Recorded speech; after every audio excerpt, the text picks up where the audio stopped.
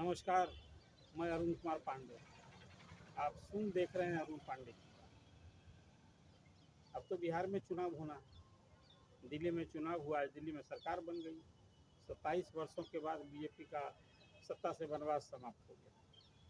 Rekha Gupta CM हो गई और विजेंद्र गुप्ता स्पीकर होंगे। 6 मंत्री हो गए, उसमें एक बिहार के भी मंत्री हो गए। बक्सर के रहने वाले हैं डॉक्टर संजय कुमार सिंह। अब बिहार की चर्चा मैं इसलिए कर रहा हूँ कि दिल्ली चुनाव में इस बार पूर्वांचल की बड़ी धमक रही। और 20 से अधिक ऐसी सीटें हैं जहां पूर्वांचल का मतलब बिहार और यूपी के लोगों का दबदबा माना जाए। तो इस चुनाव में 70 सीट वाली विधानसभा मात्र 22 सीटें आप जीत पाई। सत्तारूढ़ दल 48 सीटें बीजेपी जीती। तो मैं इसलिए कह रहा हूँ कि अब जैसा कहा मैंने आपसे कि 27 साल के बाद भाजपा ने दिल्ली पर फतह किया। बिहार की बारी है। अक्टूबर नवंबर में बिहार में चुनाव हो गया। अब बिहार में चुनाव अभियान कहीं एक तरह से शुरू ही हो गया। मुख्यमंत्री नीतीश कुमार महीना भर से अधिक से 2 महीना से आप कहेंगे कि प्रगति यात्रा पर हैं। कल उनकी प्रगति यात्रा का अंतिम पड़ाव पटना जिला है। पटना जिला में जब प्रगति यात्रा कर लेंगे तो उनकी यात्रा आज अपने गृह जिला नालंदा में आज जहाँ गए दर्जनों नई योजनाओं की घोषणा की। अब कैबिनेट से आकर फिर उसकी स्वीकृति दी। कोई 16-17 हज़ार करोड़ रुपए की स्वीकृति दी जा चुकी जो मुख्यमंत्री ने घोषणा की। अब 28 फरवरी से विधानमंडल का बजट सत्र शुरू हो रहा है जहां हम आप बात कर रहे हैं बर्फ। तो अब इस बजट सत्र में कोई 28 मार्च तक चलने वाला है। 3 मार्च को बिहार का बजट सत्र। और ठीक उसी तरह से विपक्ष के नेता तेजस्वी यादव भी जिलों के दौरे पर थे। उनकी यात्रा भी अब पूरी हो चली।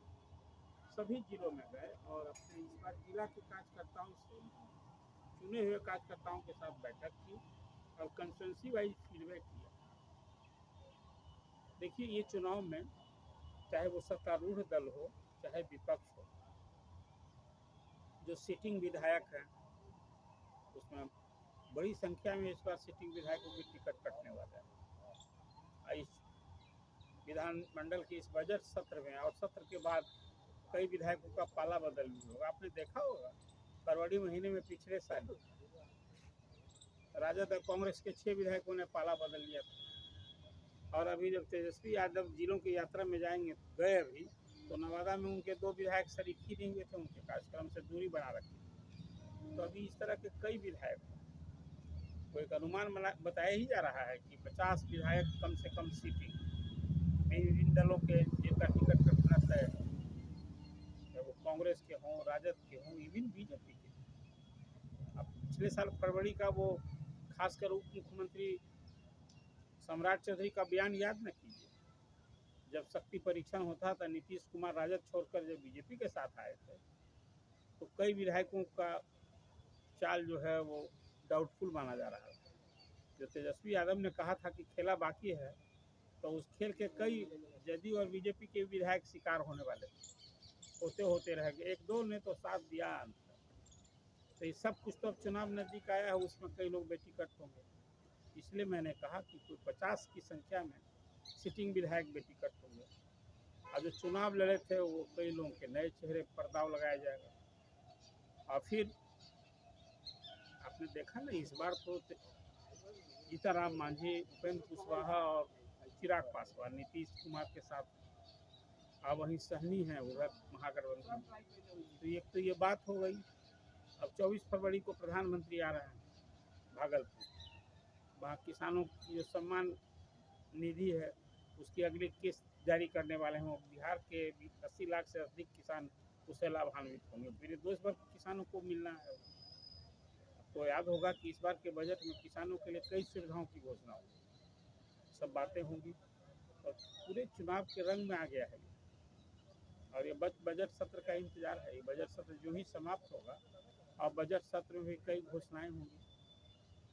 कुल मिला जुलाकर अब राजनीति चरम पर है। अभी जो पंकज सिंह को दिल्ली की सरकार में जो जगह मिली है, बिहार के बक्सर के रहने वाले हैं डॉक्टर पंकज, जो मैंने आपसे कहा कि पूर्वांचल का इस बार धमक रही है वहाँ, तो ये भी बिहार में उसकी गूंज दिखाई देगी। और जिस तरह से भाजपा दिल्ली में फतह की है, वो बिहार में फिर नीतीश कुमार की अगुवाई में चुनाव लड़ने की तैयारी हुई चली रही है। उसमें बिहार फिर फतह करने की अब बारी है। पूरी ताकत बीजेपी ने अभी से लगा रखी है। तो ये है कि स्थिति जो दिल्ली चुनाव के बाद दिल्ली में सरकार बन गई, अब बिहार में फिर एनडीए की सरकार बने, इसके लिए कोई कसर नहीं छोड़ेगा एनडीए की ताकत लग गई है। नीतीश कुमार की प्रगति यात्रा अब लगभग पूरी हो गई।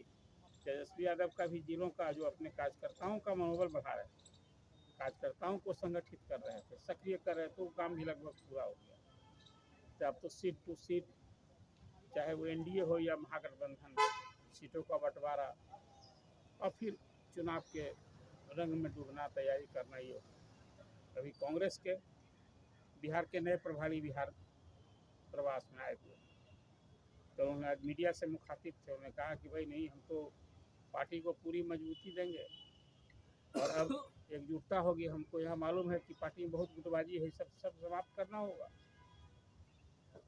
कोई अब सामूहिक नेतृत्व को बढ़ावा देने की बात। एक दूसरी बात, अखिलेश प्रसाद सिंह ने कहा कि भाई हमारे लिए तो अब सीट जीतना महत्वपूर्ण है। सीट, चुनाव लड़ना नहीं, सीट मेरे लिए नहीं, जीत ज़्यादा महत्वपूर्ण है। तो लगता है कि 50 सीट तो कांग्रेस, जो बातें हो रही है कि महागठबंधन में 50 सीट मिलेगी, 50 सीट के लड़ेगी, जो 70 सीट पिछली बार मिली थी वो हिस्सेदारी सहनी को मिलनी है, मुकेश सहनी को, वीआईपी पार्टी को महागठबंधन। अब मुकेश सहनी तो कह रहे हैं कि भाई हम तो डिप्टी सीएम का चेहरा के रूप में लड़ेंगे। तो इसलिए मैंने कहा कि अब दिल्ली हो गया, दिल्ली के बाद बिहार पर सबकी निगाह है और बिहार में चुनाव की अब सरगर्मी सब तेजी हो चली है। जो मैंने आपसे बताया कि सीएम की प्रगति यात्रा, तेजस्वी यादव की जिलों की यात्रा से ये सब कुछ गहमागहमी बढ़ गई है। तो ये चर्चा आपको कैसी लगी, आप लाइक कीजिए और अरुण पांडे की बात को सब्सक्राइब कीजिए। धन्यवाद।